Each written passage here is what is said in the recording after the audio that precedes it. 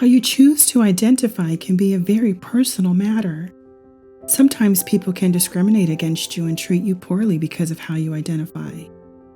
In many societies, you can be oppressed because of your gender or race or sexual orientation or some other part of who you are as a person. Intersectionality is a theory that says one individual can be exposed to multiple forms of discrimination because of how they're categorized or treated in a society. These multiple disadvantages can compound themselves and result in a unique form of discrimination that others don't experience. This is Monica. Monica identifies as a gay Black woman who struggles with learning abilities. She was able to find a group of women fighting for gender equality, and she even donated some of her time to a group fighting for racial equality. But the types of discrimination that they were fighting against were different than what Monica experienced. She didn't want to be forced to choose one or another part of her identity in order to have her voice heard. Why do we care? Everyone's experience is different than everyone else's experience, and so what? Well, it's important to be knowledgeable of other people's lived experiences. But the problem is more serious than just treating others with kindness and understanding. Although important, there's something more at stake here. An individual's intersectionality, that compounding effect of multiple oppressive disadvantages, can silence the person's suffering.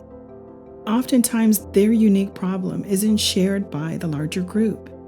An individual with multiple disadvantages is often forced to choose part of their identity in order to resolve some of the social justice issues they face. They are forced to ignore the unique way that these categories intersect.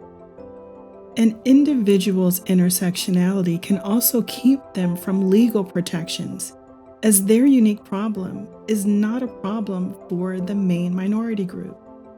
Policies that help end discrimination based on race or based on gender, for example, do not address the unique discrimination based on both.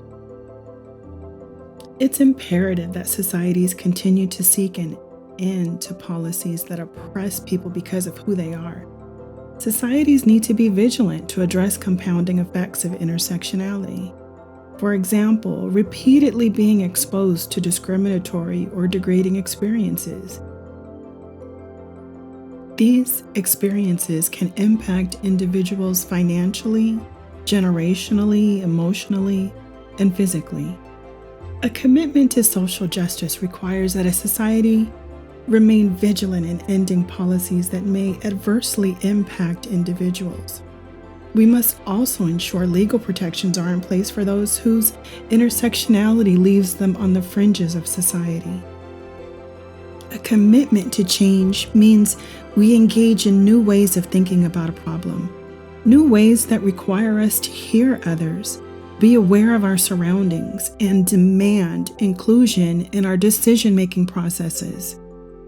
But most importantly, this commitment to change means ensuring an individual's intersectionality doesn't also silence their voice.